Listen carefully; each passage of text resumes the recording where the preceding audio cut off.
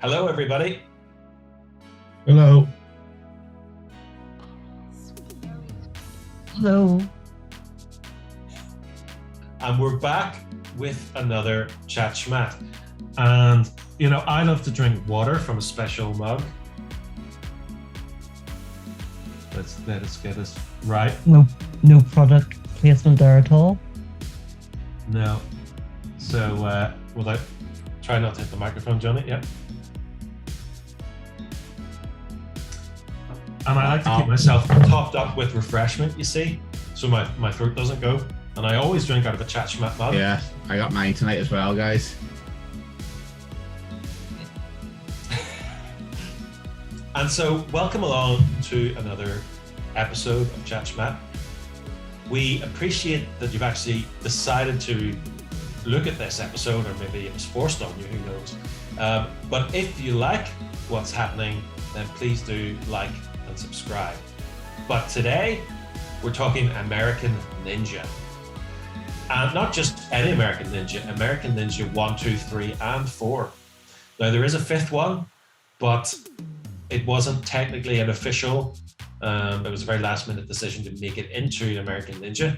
We'll talk about that a little bit later. But with me on this quest to find a decent movie is my usual co-host, Neil Stringer, and the other co-host today is our special guest, Ian Lauder. Hello, guys. Hey, Johnny, thanks for having me. It's great that you're already our special guest, Ian. I know. It's ratings, baby, ratings.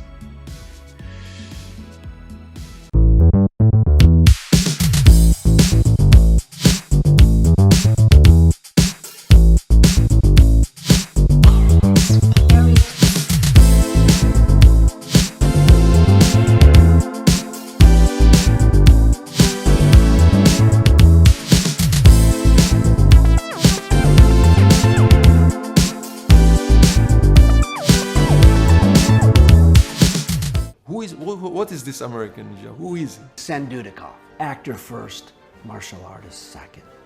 Right there, wham. And so, I made a few notes here just to kind of keep us appraised of all the canon goodness that. And so one of the things, one of the things that I noticed about this and that people have said is that it's called American Ninja. And obviously, in this case, America equals the bestest ninja in the world, even better than the actual ninjas. And that's the kind of, throughout the whole series of movies, that's the ethos of the character. It's like he's going to whoop ass for all these proper ninjas, but he's an American ninja. And now it was Golan Globus for the first two films, and then the rest of them, it was during the period of time when canon went through different management, and the two cousins had a falling out, and Menahem Golan went off in his own direction. And Christopher Pierce, who appeared on the documentary about canon and had nothing good to say about their business practices on that documentary, so it's worth looking at that.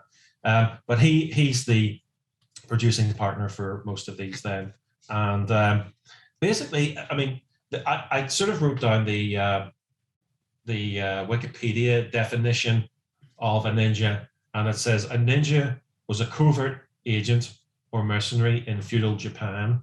The functions of a ninja included espionage, deception, surprise attacks, and I mean, I guess it could be applied to these movies. We just don't know, but I mean, the only thing we saw the actual ninjas do is stand around in brightly colored costumes and get their asses whipped. All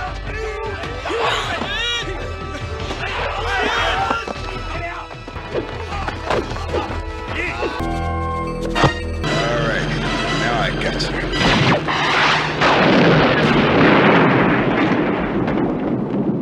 They're basically stormtroopers. Exactly, they are stormtroopers. And the Den of Geek article, I'm just going to quote the part of the article for that.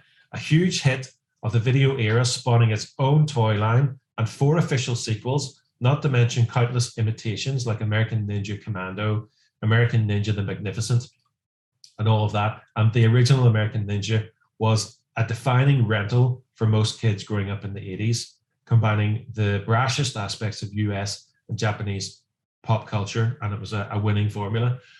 Although, as I was saying to the guys just before we came on here, is that they were kind of the movies you got if the best movie, if RoboCop was already rented, you got the canon poor man's version of it. And that's the kind of thing, you know, they only had so many copies of the video. So you kind of ended up watching these other ones. And also the pawn shop bargain bin, let's be honest. But you have to also remember that back in the 80s and early 90s, ninja films were everywhere. The word ninja was cool. Yeah, and I, as I showed you guys the other week, actually, I don't have it here, but it's I have a ninja robot. You put batteries in and it moves around the floor, flashing lights. I mean, it doesn't actually really do anything, but Also, it is interesting. You know, he said ninja was the cool thing in the late 80s, early 90s. But you remember when Turtles first came into the Europe, UK, they frowned upon ninja. So the cartoon was called Teenage Mutant Ninja Hero Turtles. And then in the sense of things that were marketed for kids, yeah, it definitely was a bit of a no-no on because of the you know, the sort of broadcasting guidelines that we have here in the UK. Not to mention a lot of the ninja movies at the time were quite violent. Yes. Yeah. Yeah. And even and there seemed to be a thing against nunchucks because even the Turtles movie had a few scenes with Michelangelo's nunchucks that were edited for the British release that were in the American version. See, the problem is, I'm sure people will remember this, but when you're a kid, I mean, I remember my brother and I beating the crap out of each other with lightsabers because they were made, the actual light part was made out of hard plastic. So, you know, kids see these things on TV, used to jump off mounds of muck, and I did that and hit my head. And, you know, you see doing all these stunts, you try to, you know, ride your bike over a ramp or something like that. You know, you try to do all these things. You go on a skateboard down a hill, that's what we did. So the problem is with nunchucks, kids used to like get skipping ropes and pretend the skipping rope were nunchucks, and then end up like whacking people with the handles, which are made out of wood, or trying to strangle people with them because they're untrained. I know it's hard to believe a child is untrained in the ways of nunchucks, but you know, even using a skipping rope untrained.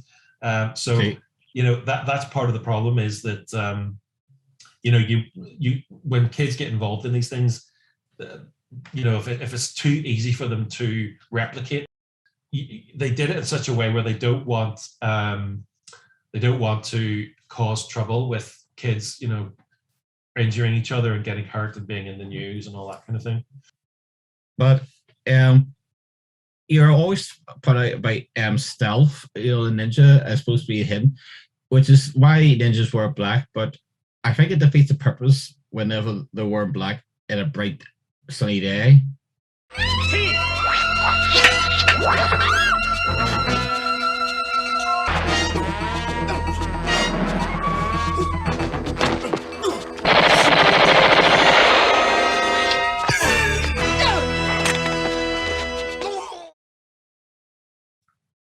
It's one of those things. I mean, some of those costumes were like, they were very 80s, you know, like pastel blues and yellows and all sorts of things, you know, like when in the fourth movie, Michael Dudikoff changes into one of the ninja costumes and it's really bright. Whereas if he'd left his other costume on, they wouldn't have seen him. You know, he would have been able to sneak through the doorway in the darkness like a ninja does. But they seem to want to draw attention to themselves. Yeah, I don't think it made any difference because I still didn't notice them until we started hitting them. No. But overall, the American Ninja films have been interesting because they were quite a popular franchise that seemed to be the next big thing for canon after Chuck Norris.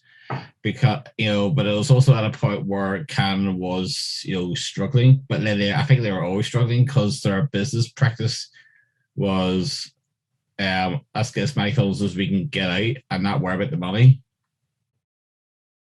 Yeah, it came hot in the heels after what's referred to as the Ninja trilogy. They found some success with those films, and the American Ninja sort of follows that sort of trend. But also, it's hard to do a standard ninja film when the third of that ninja series was a film that somehow combined Flashdance, The Exorcist, with a ninja film, which are three genres or that you never thought you could see, three types of film that you never see in one movie. So it's like it's like going back to basics after that. It's like it's going to be a very small film, and obviously Michael Dudikoff apparently wasn't a martial arts expert in the way that Chuck Norris was. Right. No, I've said to you guys before that the martial arts aspect of the American Ninja films aren't great. There's a lot better sort of movies, even B movies with ninjas that have better martial arts than these movies, and I do think they get worse as they go along. I do feel like it's really Golden Girls being two, it's really cousins. Trying to make successful films in the American market. Basically, it's it's the West and Israel, two people who probably don't understand the whole concept of ninja.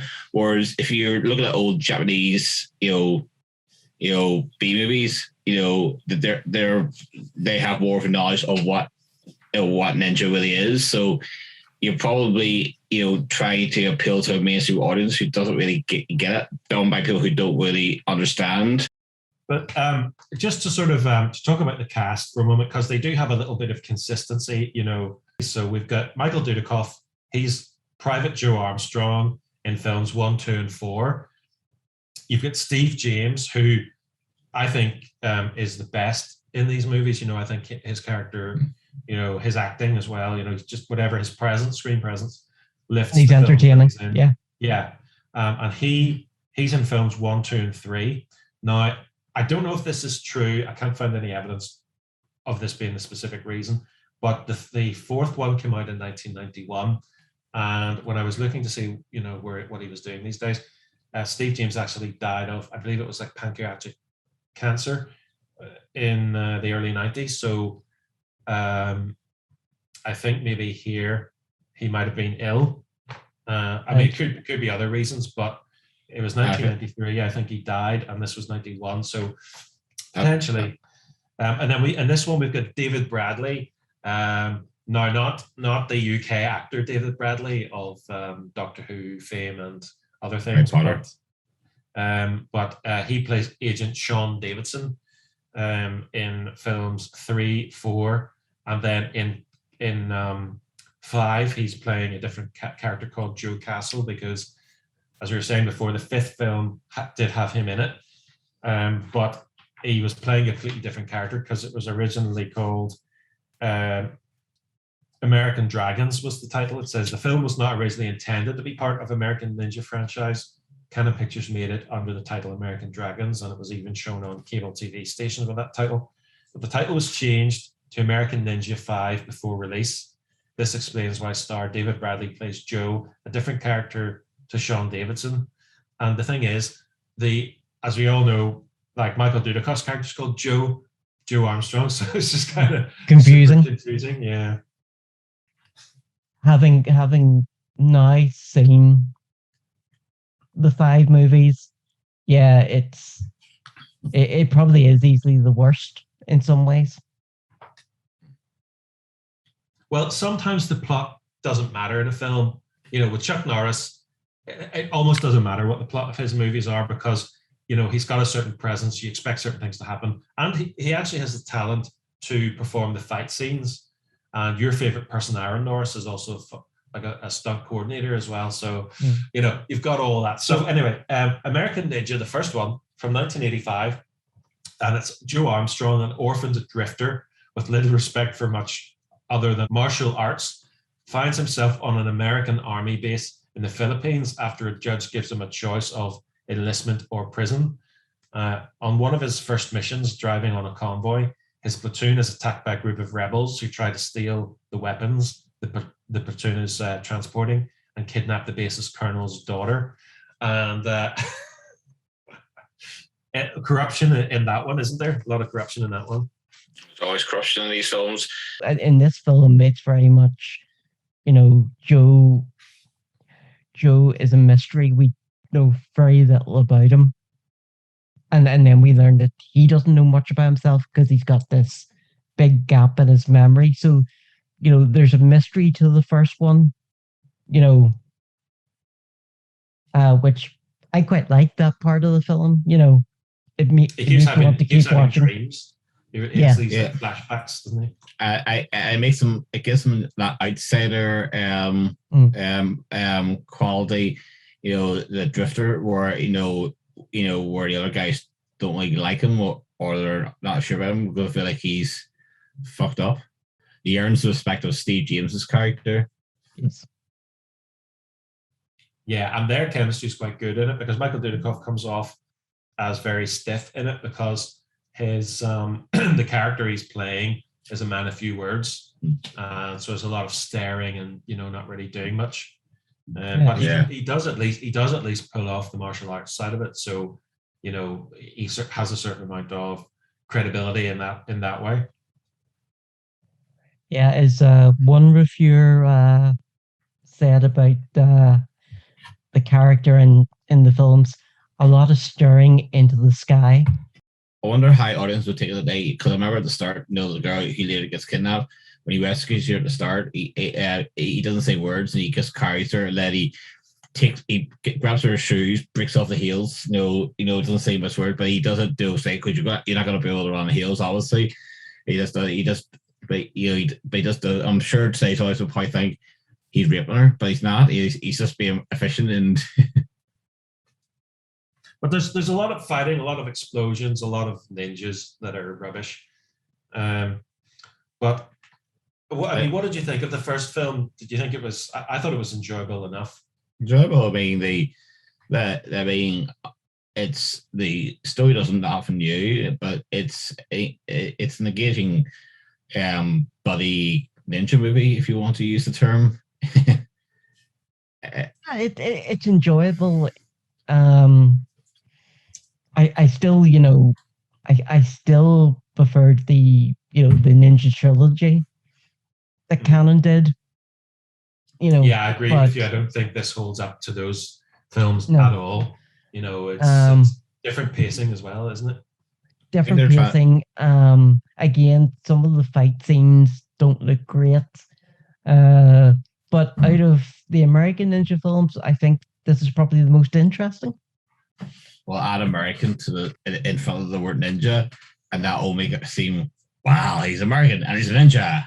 Yeah, it's really there to sell the crowd and make it more mainstream. And obviously, Chuck Norris was he was probably still under contract, but he wasn't doing as much with him at this point. He wasn't under the number of pictures contract. He was still working with them because Walker Texas Ranger, funnily enough, was a Canon production at the start before they got in trouble. But he was moving up, wasn't he? Michael Dudikoff was moving up. But at the same time, I could picture American Ninja with Chuck Norris because I don't think Chuck Norris would be I think he may be too old for the character at that point. Or he may not, to be convincing that, if that makes sense. Hi there. If you've been enjoying our content, we'd be extremely grateful if you could like the video and comment. We're always happy to hear, interested to see your take on things. But more importantly than that, if you can subscribe, and if you can also click on the bell thingy, because that will let you know when a video is there. And we're trying to get to 100 subscribers. So if you can see your way to, helping us out there, that would be amazing.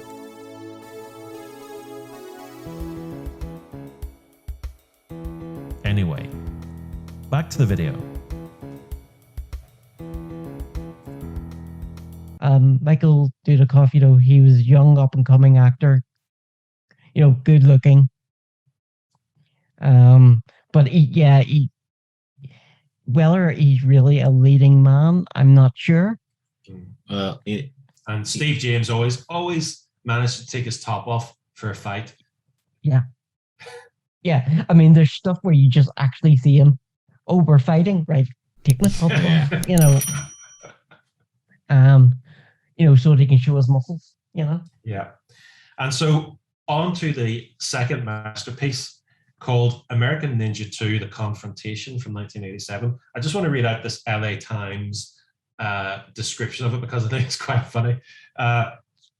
They say, in American Ninja 2, The Confrontation, two happy-go-lucky American soldiers, Joe Armstrong and Curtis Jackson, both karate experts and one a ninja master, are transferred to a corrupt tropical isle.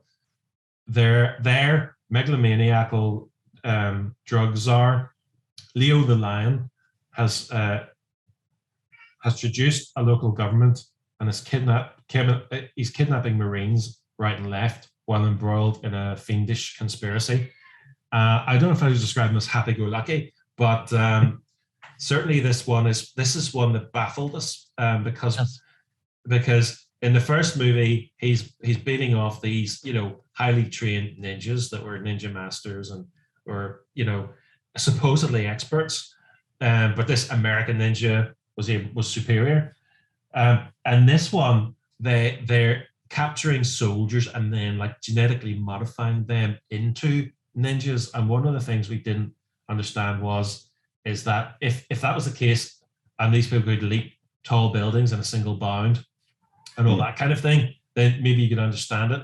But they seem to only have the skills of normal ninjas. Now, I said, when Neil had mentioned this, I said maybe it would work if they brought these guys in and were able to turn them around into ninjas in a couple of weeks instead of years of training.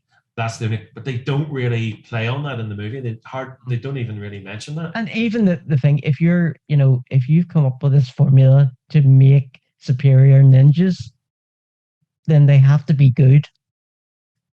They have to give our good guy a run for his money, but they don't.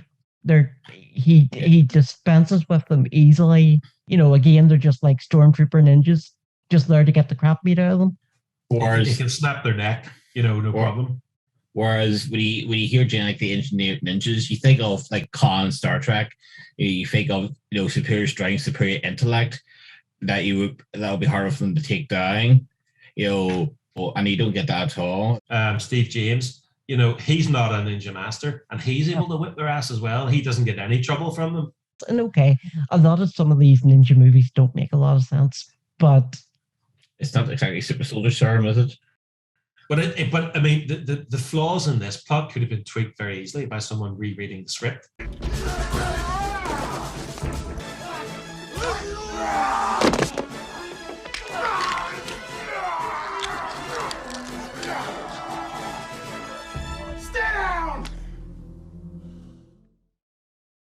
And most of the movies were, in fact, pretty much all of them were shot in broad daylight. So that always confused me. Yeah. Yeah. You've got the black ninja, which think, okay, if they're at nighttime, they'll sneak through the shadows, but not standing on top of a mountain on a really sunny tropical island in broad daylight. I will say that, that the whole thing about having colored ninjas, isn't just an American thing. There's a lot of Japanese B movie sort of ninja movies that do the same thing. I think it's an 80s thing, but I also think it's more of a shooting something on film thing where you want it to be interesting on screen. But if you think about it now, since Tim Burton's Batman, there's a lot of those kinds of movies that are very dark and shadowy. If those films were made today, they'd be very dark and shadowy. Whereas in there, they're super bright and really 80s, multicolored. And let's move on to number 3, which was called, and it's from 1989, American Ninja 3, Blood Hunt. And this is off the DVD cover, and it just says now bear in mind Dudikoff is out in this one. A young man whose father was killed by gangsters is trained in the martial arts by a faithful mentor. Sounds very familiar. When his guardian is kidnapped by a gang, the young man follows them, only to realize that he was lured there so the gang could test out a deadly experimental virus on him. So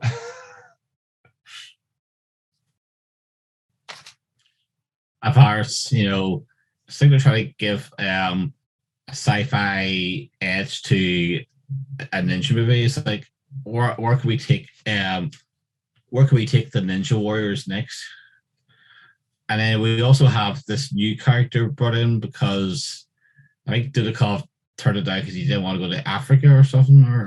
Yeah, I think he was against apartheid. Apartheid was still strong then, so he objected to going there, is what I understand it. But Steve James is the kind of continuity from the other ones in this one. It does feel like, it does feel like American Ninja, the next generation. So, no, not next generation, maybe more akin to the next American Ninja, if you want to do the Karate Kid allegory to it. Or how about America's Next Top Ninja? Yeah. But yeah, exactly. And then, I mean, David Bradley does come across as a poor substitute, should we say? Not that you can have a poor substitute to Michael Dudikoff. He wasn't exactly Laurence Olivier when it came to the acting chops. I mean, how did we feel about it? Because the virus, there was obviously an antidote for this, but obviously the whole movie, they're keeping the fact that, it's a ticking clock to get you to sort it out. No, and also, was the third one the one where people, some of the test subjects were just standing there as if they were statues? They were standing with, shall we say, very, very tight underpants, and not very much else. Well, it looked like they had just had Reggie's. And then all of a sudden, and then towards the end, the lights turn off for 1 second, and all of a sudden they're in ninja slacks. They're wearing very, almost like thongs or something, and big bulges, and they're in the background too. So you kind of looking at the characters, and then you see them, and then you're kind of like, what are they? Because you kind of think, oh, is that just background or whatever? But it's obviously people paid to stand there perfectly still with not very much on. And it's just kind of another one of those, what? But real ninja power there, because they could, in a fraction of a second, they've got the ninja garb on, ready to fight. Such a quick cut to show, hey, we're in clothes now. But I mean, but why should just stand there the whole day? These are my experiments here, so these guys are just standing here. I've given them Reggie's, and they're not reacting, so they're really proven superior breeds of ninjas. I know they always have to have this kind of thing about the ninjas being superior, but then they get taken out by a bloke. Now, maybe you might say, well, Michael Dudikoff's character, well, he got trained, so therefore, maybe he's the exception.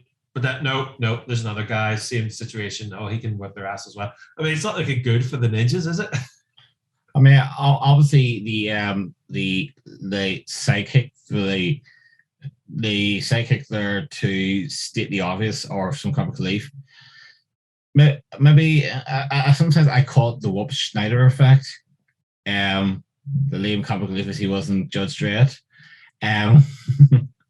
So it was the third one where we had that guy who was a bro and he came along and he was just looking to get women. Is that the one we were talking about? Yeah. And because we said when I saw him, the way he was terrible acting. He looked like he was an extra where they suddenly said, "Listen, we'll give you 50 quid to do some lines," and then his role just got bigger and bigger, and he couldn't deal with it because he didn't seem to know where to stand. He didn't seem to know what way to walk. His line delivery was just kind of, well, let's read them and say them, And it was like, are you still here, mate? Yeah, it's who put you to the party? He was out of place because the thing is, when you have a character like that, there was, I think it was that movie where there was a scene where he was trying to land one of those glider things, and he was trying to, like, most of the instructions were done in a voiceover, in the ADR. So there was no charm, no tension, and it's the same with their chemistry. There was no chemistry because the guy was just saying the lines, and he just came across as irritating. So when you have it's like Danny DeVito in the Jewel of the Nile.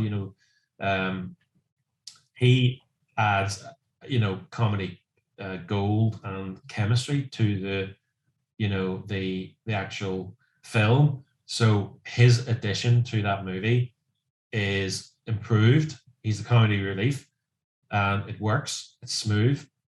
This guy's trying to be the comedy relief almost, but you just want him to go away. You just want him to get killed. Yeah. Right. It's just there's nothing more now than the guy who feels like he was just brought in to with no acting before he's brought up from the stage, brought up from the audience to interact for no part reason. And hey, you're in the film here. Oh, great! And he states the obvious or gives a running commentary of what's going on. Oh, they're getting away.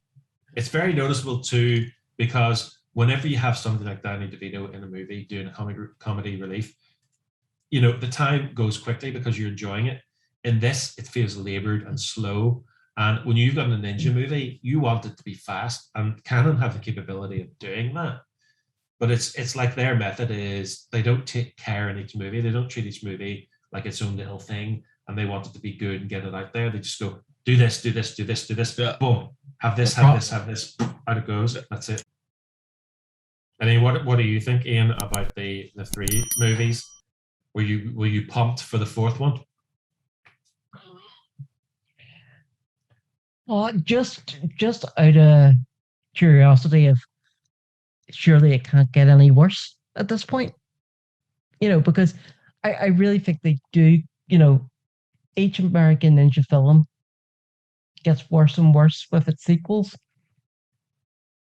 So with the 4th one, it's kind of like, well, it can't get much worse. And for the fact that you're getting Michael Dudikoff back, and David Bradley's going to be in it, so it's kind of like the team up nobody asked for but got anyway. When we were screening this is the 30th anniversary of that movie, which we doing this podcast we just watched the 4th one, and to explain this is from the DVD of that movie. In this sequel, CIA operative Sean David Bradley, must foil the deadly scheme of Mulgrew, which is James Booth again, who pops up a lot in these kind of movies, a former British soldier who's out to destroy the US. Working with an Arab terrorist, Mulgrew intends to blow up New York City in its entirety, and he has recruited a band of ninjas to help execute the plan. When Davidson runs into trouble with Mulgrew's forces, Commando Joe Armstrong, Michael Dudikoff, is enlisted to rescue Davidson and aid him in completing the mission. Now, you think to yourself, as you were saying, this is the dream team up. Oh no, you were saying something like that, right? Before we go into further discussions about it, the movie itself, you would think would have, all right, so it's like 2 big stars. I mean, yeah, hang on, bear with us on this. In the franchise, if you look at the franchise, there's two big stars in the franchise, and you think, great, I'm going to be in the movie together. We're going to get some, Stallone and Schwarzenegger kind of banter here.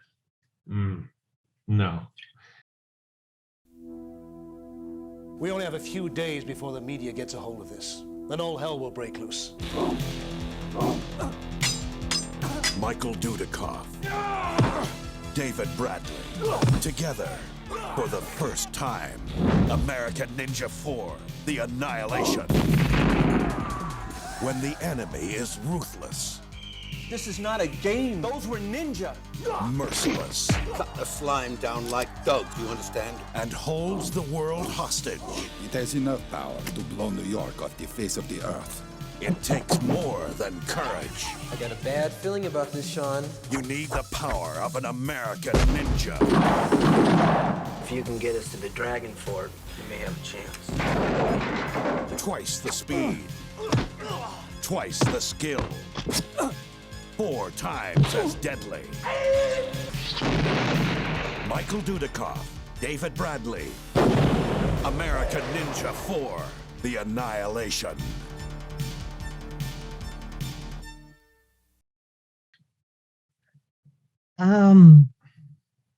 What did I make of it? Honestly, not much.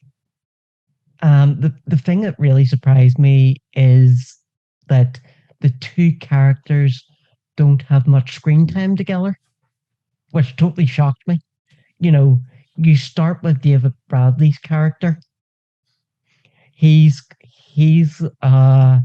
going in to rescue basically, I think they say Delta Force. A Delta Force unit that has been captured by the bad guys. Yeah, But- no Chuck. No Chuck, and you know, there's Lee Martin. and you know, they give David Bradley, you know, you get to see him take out a few ninjas, but then he gets caught too, just so that they can call in Joe, David Dudikoff, or sorry, Michael Dudikoff's character. Dudikoff. I But so, you know, he gets very shortchanged in this movie, David Bradley, because for the rest of the movie, he's pretty much tied to a post. Oh, But while Michael Dudikoff, I keep getting his name wrong. Too many Davids and Dudikoffs. Oh, there really is. You know, rescues him. So it's a big missed opportunity. apparently they're friends, but they've never met each other. Yeah, in the storyline, they certainly know of each other. Yeah, but that's never really explained. I can just assume they work for the United States government, so they have maybe done missions together at some And obviously, point. I mean, David Bradley's character Sean does get to defeat, the colonel, the main villain of the film. So and he does get the girl, and Dudikoff gets the school children. I don't know. But what was he teaching? I don't think it even specified why he was teaching. All he seemed to talk about was the environment. But He takes them to life skills, life hacks. That's what he was doing. But he just kind of I'm talking about the environment. Well, you talk about the environment, like you want to talk about your surroundings, or we talk about the environment, about climate change, and. But when he went to the airport and they said, "Oh, where are you going? Oh, on a holiday. What's your occupation? Teacher." And then the guy lifts up the phone. And you thought, "Who's he funny?" But not really. Yeah, because he had he seemed quite effeminate. You're thinking, is he got a crush on him at one point? I think he's fun. His mom said, "I just met Michael Dudikoff." Yeah, but the thing is, the way he was looking at Adam and looking at the phone, you thought he was like one of those henchmen in a ball film. The other one goes, "He's on his way." That's what I thought, but nothing was ever followed up. I mean, suppose we should know by now that nothing is ever followed up.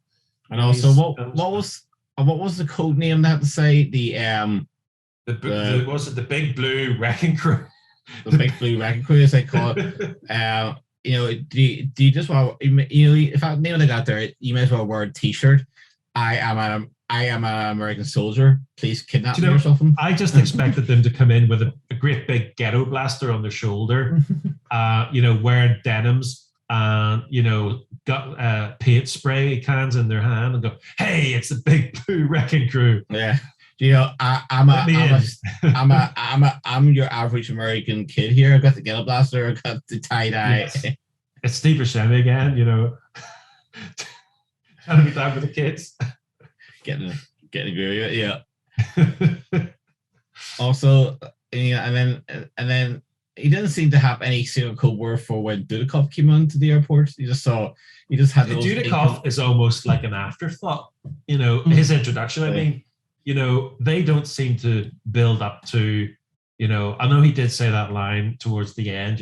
He just kind of comes in and doesn't say much, and saves the day kind of thing. But then it kind of undermines him, because that's his job. He's the American ninja.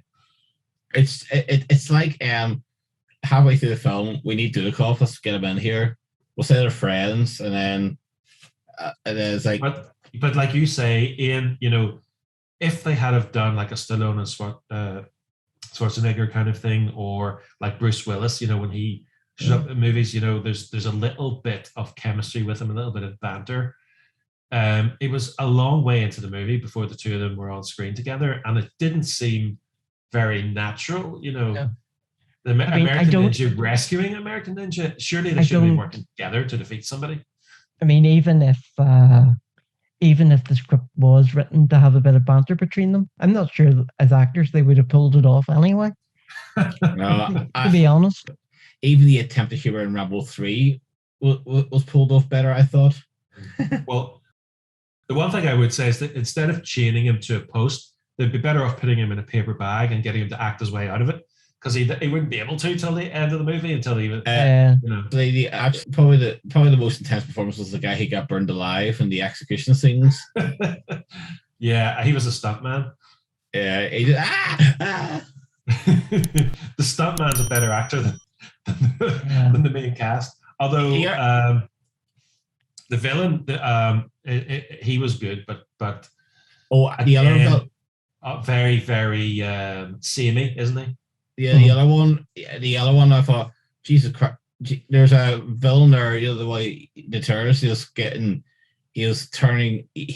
had the bomb turned on, and I just going, it's like he's getting aroused by. He's getting off on that, yeah. He was getting aroused on the fact that the bomb was about to blow up. It's like, I felt like I would tell you, you what?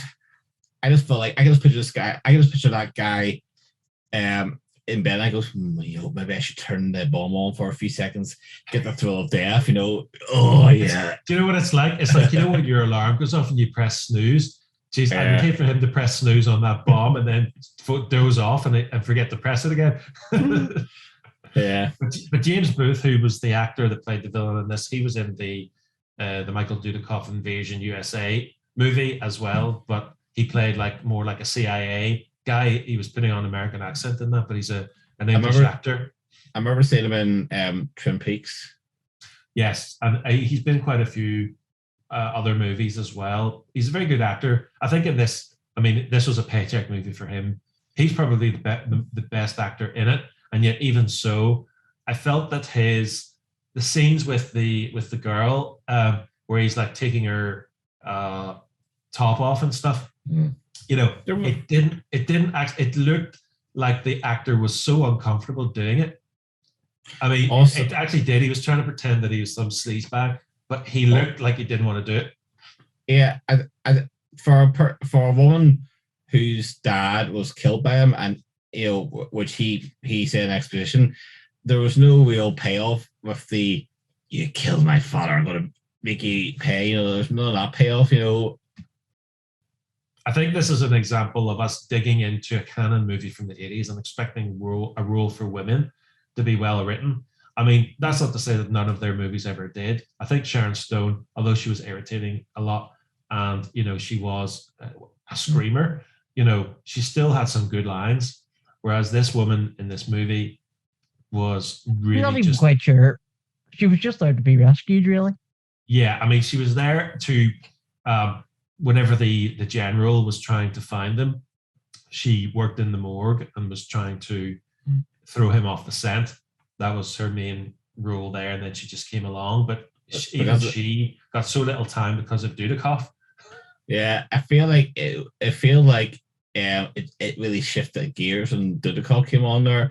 Whereas, when you see the team up, you thinking they join forces together on one mission. It's a mission so usually these things it's a mission so big.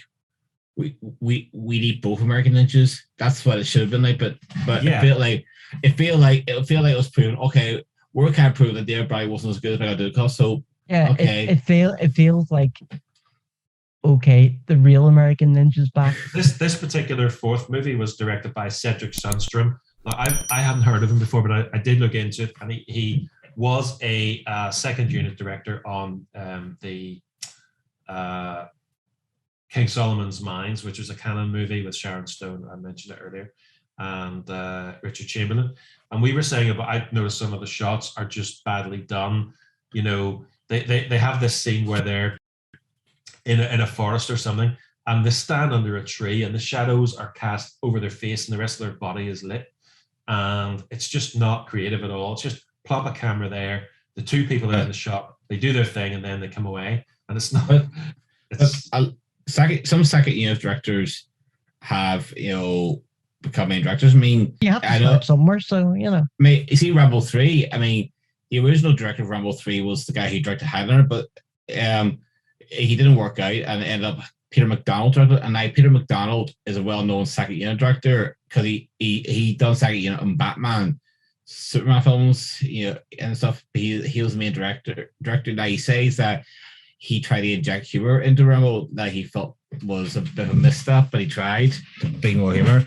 But Peter McDonald does excellent work as a second unit director, so he's going. You feel like he'll do a more competent job as a director because he does good second unit work. And I think in this case, because Canon is your employer, you're not really going to get a chance to work on some of the good stuff that those guys worked on. But having said that, I don't know what he's doing these days, so you hope that these things give you the experience to make at least one good movie. But the other thing is, the meeting at the start where they're getting the briefing on what's happening, looks like it was just done in a conference, room that's just hired out for like a business meeting, while at a conference call, because the audio just feels very echoey, and it's like we'll just put a few tables together and we'll get a picture of George Bush Senior. Just to give a bit more of an official, look. But it felt like you're just it just felt like a school classroom type feel to it, didn't it? Now, we haven't watched the fifth one, in these movie nights. It's not technically an American Ninja movie, but we might watch it at some point, because I was just going to say there's an honorable mention of Pat Morita playing Master Tetsu in that film. It'd be interesting just to see his performance, but it's very confusing because the character name David Bradley is called Agent Sean Davison in the Ninja movies, and then in that one he's called Joe Castle with a K. So it's and as we said earlier, it wasn't intended to be, but they did it at the last minute for obvious cash in. I mean, if it was me, I would have gone in and just got dubbed over. If they call him Joe, just dubbed over and call him Sean. I mean, they dub over so many things in the ADR these days. But it could be one of those things where it was just too much effort. Yeah. And then you have to, when you do ADR, you have to I think you have to find a way to say it so it matches the mouth movements, So, just so like you just insert a word, unless you have it from behind, because you don't want to do it's Sean, Say Joe. Sean. Yeah. No, it doesn't work, does it? If I say Joe, that's how I look, and if I do that, say Sean. Would people expect it to match in a canon movie? Exactly. I don't think so. Well, it depends. If you're talking about this is the low level movie making here, that's you have to remember. This is low level movie making, so I mean, it's not like. I mean, I could be wrong here, and please, by all means, comment on this in the comments section if this is the true. But I do not think the way that, say, the Lord of the Rings movies, or even The Room and things like that, I don't think there's a Dudikoff ninja movies or American ninja movies mass movement. I mean, there might be a few people out there that sort of watching for a laugh, but I doubt there's going to be a massive fan club. But if there is, educate us, let us know. Yeah, because I'm sure the question we want to know this past year is there a Chuck Norris fan club? Is there a Baywatch Nights fan club? And is there a Dudikoff Ninja fan club? Who knows? Who knows? Well, maybe Chatsmat will have to start these fan clubs. I mean, we do live in an age where the Golden Girls get action figures, so who knows? Maybe Well, and speaking of action figures, what we're forgetting is that, of course, American Ninja did have action figures. So, whether it was successful or not in that regard, it did happen. So, I suppose there might be people out there, but the films, they lack any kind of charm. That's the problem, don't they? I like a lot. That's the biggest takeaway, isn't it? It is. It's and I'd say they keep saying this. They get worse as they go on. There's some movies in canon that they might be technically badly made, but they're entertaining. Whereas, the fourth movie, to me, it was like this is getting to the point it's not entertaining at all. If they were going to reboot these movies, I know, but listen, Hollywood's getting desperate. Who would be American Ninja in the reboot? It'll be a woman, so they have to think female here. Because that's the way everything goes now. They always recast a woman now, so you're going to have to think it's got to be a female lead. Well, give me some names. Yeah, well, obviously, let's see. You probably who I say Karen Gill. Well, I mean, it would need to be somebody who, yeah, I know, who would at least be credible in the martial arts. I'm not saying she's not, but you know what I mean. Who would be?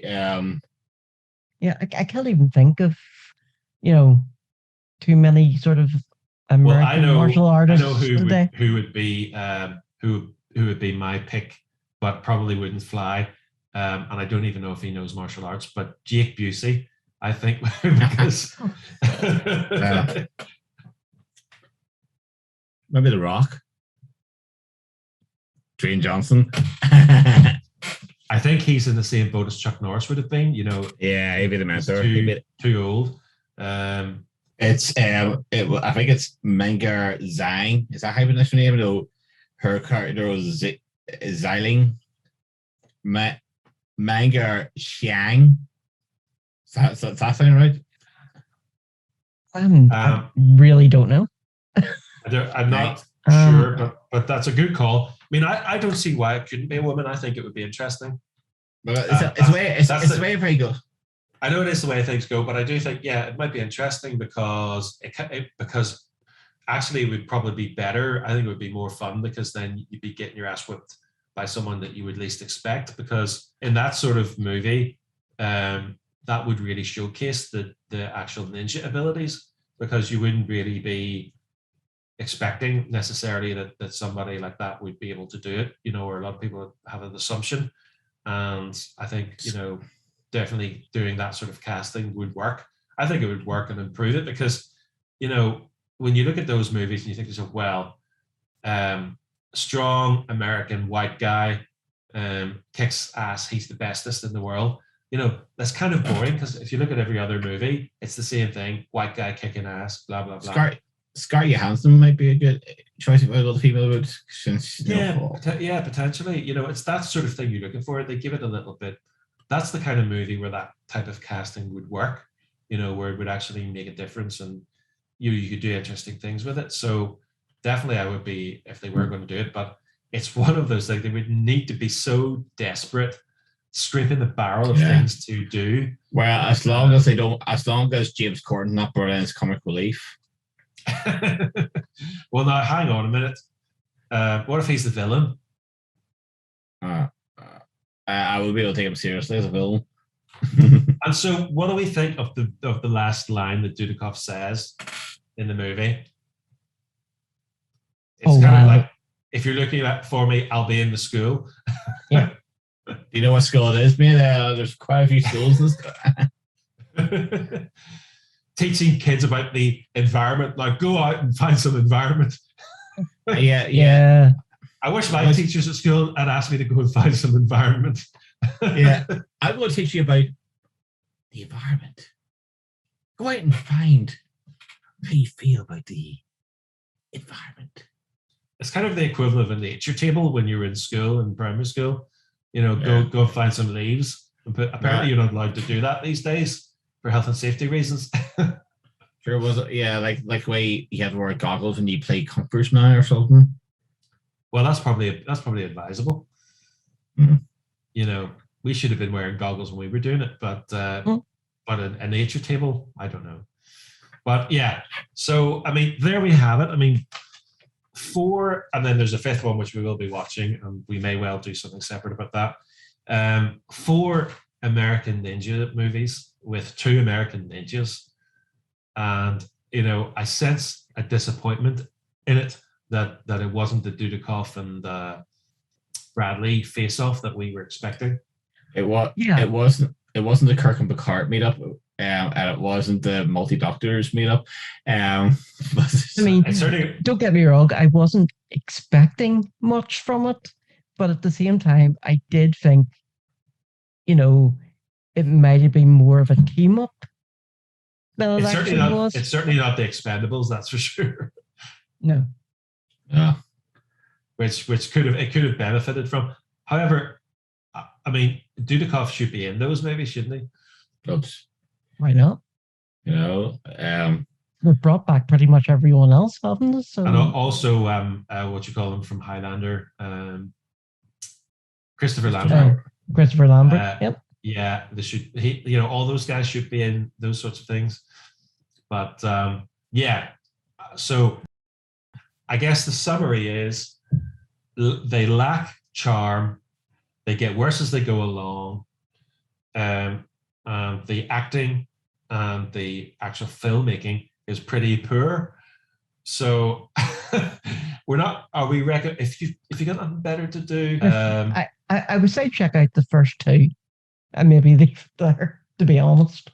But as guys who are going to go through every single kind of film, we watch them all. But you know, we don't recommend the later ones. As he says, watch the first 2. At least they're the Golden Globus originals, should we say? Yeah. Well, if you the 3, yeah, if you enjoy the first 2, then go ahead and watch the others. You know, but if you don't enjoy the first 2, you know, there's no point going on. You may Dudikoff. Yeah. But yeah, I mean, there's not really much more we can say about it. I mean, it's one of those sort of cheap and nasty videos that you know stick on if you're bored. I don't actually even think they're the kind of things that would be on TV, but I could be wrong about that. But if it's likely to be on TV, it'll probably be on the Paramount Network channel. They're the ones that seem to be showing the Chuck Norris films that we've been watching the past year on there. So if there's one channel I'll probably up showing it, it's going to be the Paramount Network. Well, before we go, it's just another request. I'm sure I've mentioned it, but we'll be doing more sort of video inserts in these episodes. And what I will say is we're looking to get, at this point, to 100 subscribers. So if you do enjoy this content and you love our beautiful faces and our charming personality, then, you know, give us a like and also subscribe, because, you know, you're going to get more of these. And also don't forget to click on the little bell thingy-mabob, because, you know, months down the line when we finished our actual podcast, you want to know when we come back, because we're a part-time podcast and that is essential. But, you know, come along, watch our other episodes. You can comment if you like. Obviously, you're going to say lovely things about me and, you know, those other idiots, who knows what. But from me, anyway, I really appreciate you watching this episode. Hope you've enjoyed it. I'm sure they'll enjoy it more than we have watching the films. Yeah, for sure. But we've watched so much crap over the past year and a half during this lockdown that it's just in our daily office now, isn't it? Pretty much. We watch it so that you don't have to. Yep. You still have nostalgia critic. Be careful. And I'm also gonna do the cough. See you next time. And I'm honestly not gonna say that name shit.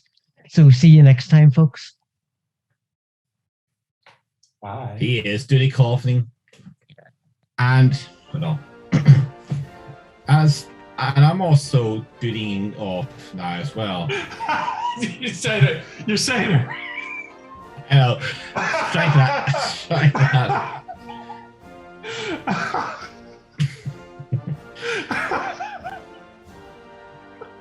You're duding off.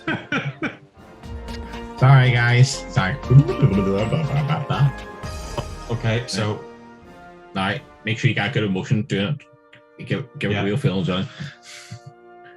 and like Dudikoff,